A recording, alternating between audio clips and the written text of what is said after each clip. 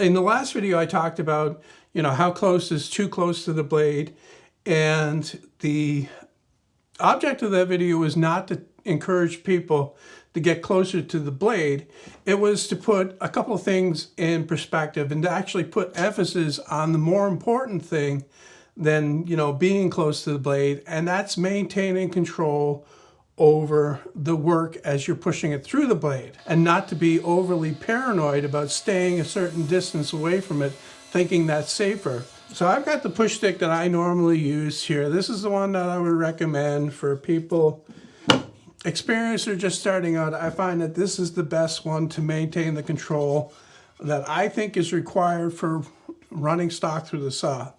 And that is that it has positive contact with the end of the piece of stock and hooks over it like that, so it's not going to slip off. Also, you're able to push it down and keep the work held down tight to the top of the table, and that prevents it from lifting up. And that's what can happen if you're holding it at the very end with a different type of push stick.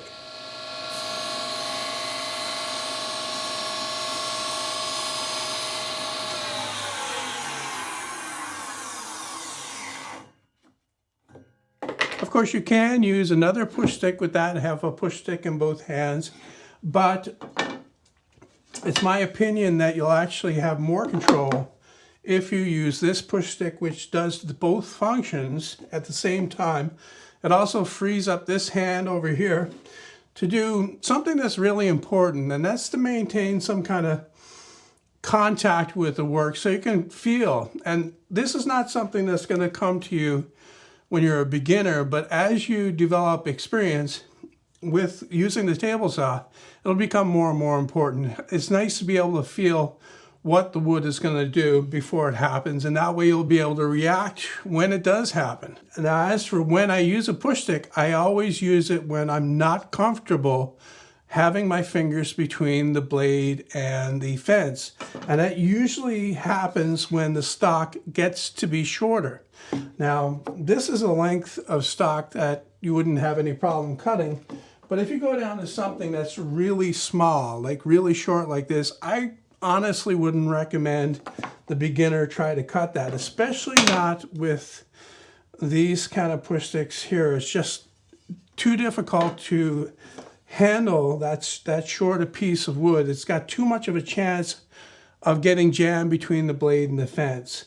And it has enough size, enough mass that it would definitely give you a good bruise if it came back at you. So narrow stock, always use a push stick, unless you can cut part of the way in, flip the work over, and cut that is actually the safest way to cut narrow stock. That way you're not coming anywhere near the blade at all with your fingers. The place where you definitely don't want to use a push stick is on a bigger panel. It's like something like this, where you can definitely hold it with your hand, and your hand will not be anywhere near the blade. It makes no sense whatsoever to use a push stick to try to push this through the blade. And that goes doubly so for the two push stick type arrangement there.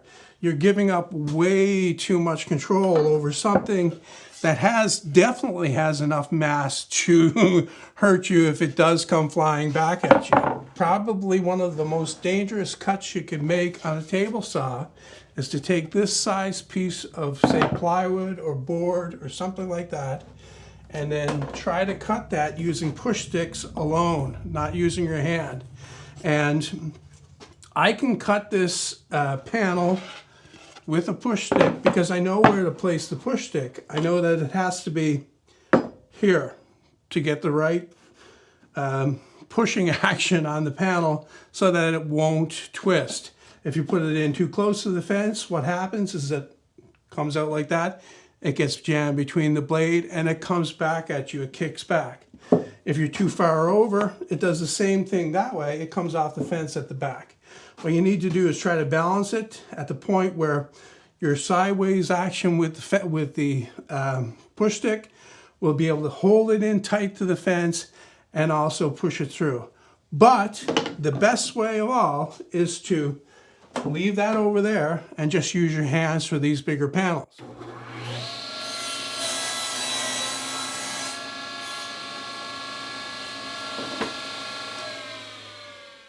So you're a tourist.